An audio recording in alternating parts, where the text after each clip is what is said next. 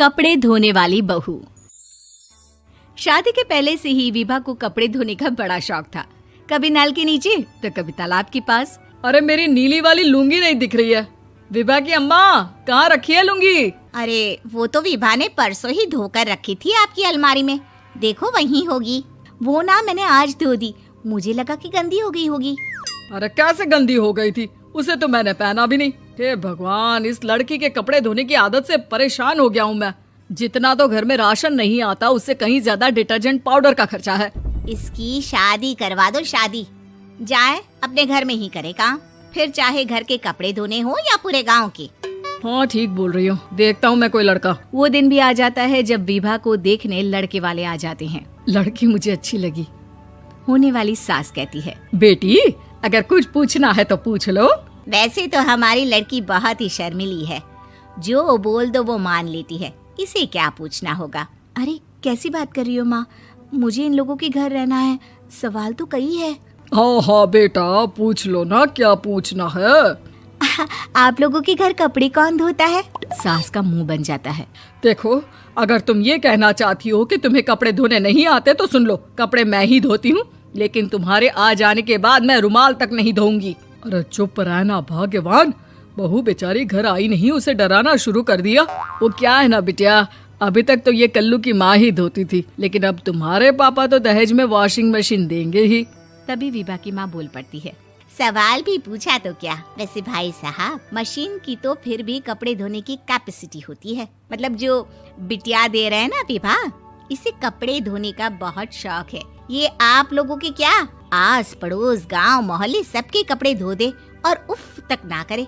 बाहर देखा नहीं आपने कितने कपड़े सूख रहे हैं? सब हमारी बिटिया ने ही तो धोए हैं। बस भी करो ना माँ, शर्म आ रही इतनी तारीफ सुनकर। और तो और एक दाग निकाल कर दिखाओ तो मान जाऊं। हाँ अच्छा, माफ करना बेटा, मैंने गलत समझा।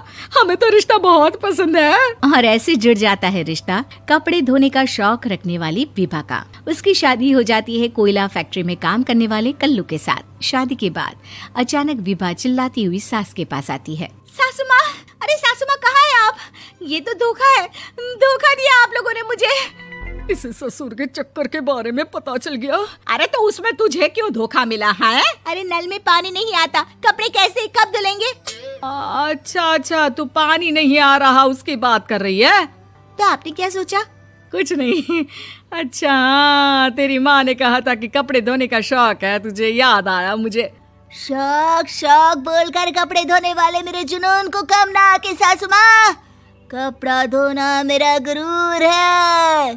तभी पति भी वहाँ आ जाता है। अभी मैंने इसे सनी देओल की फिल्म दिखाई है, उसी के डायलॉग मार रही है माँ। अच्छा सुन, साफ साफ बता रही हूँ, पानी सुबह 4 से 6 और शाम को 10 से 12 आता है, समझी?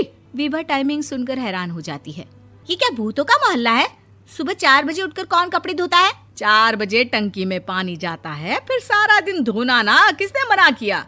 अरे कैसी बात कर रही हैं? 200 लीटर की टंकी में कितने कपड़े धो लूंगी मैं? सुबह ही उठ जाऊंगी मैं। अब क्या था, विभा सुबह 4 से लेकर रात के 12 बजे तक कपड़े ही धोती रहती। एक रोज सास पड़ोस से निकलकर कहीं जा रही होती है कि साथ वाली कहती है, हाँ कल्लू की माँ, जरा ये बताओ कि 2 साड़ी है, 2 ब्लाउज और एक पेटीकोट और एक नाड़े वाला लंबा कच्छा। हाँ तो? अरे तो क्या, कितना लोगी धुलाई ये बताओ। धोबन दिख रहे हैं हम क्या? हमारे पति सरकारी नौकरी से अभी रिटायर हुए हैं और बेटा सुपरवाइजर है कोयला फैक्ट्री में। धोबन समझ रखा है हमें? हाय रे कल्लू की अम्मा, माफ कर दो, वो तो मोहल्ले में यही सब बता रहे थे कि तुमने बहू को कपड़ा धुलवाने के काम में लगा दिया है। सास को पड़ोसन की बात सुनकर गुस्सा आ जाता है। वो घर पहुंचती है जहां घर के बाहर ही इतने सारे कपड़े सूख रहे होते हैं जितने कि किसी धोबन के घर पर। अरे ओ कल्लू की दुल्हन, बाहर निकल। माँ जी यहीं आ जाओ, बाथरूम में चादर धो रहे हैं हम। अरे अभी हम धोते हैं, तुमको बाहर निकलो। ये आस पड़ोस वाले बोल रहे हैं कि हम बहू से कपड़े धुलवा कर उसे कपड़ा धोने वाली बना दिए हैं।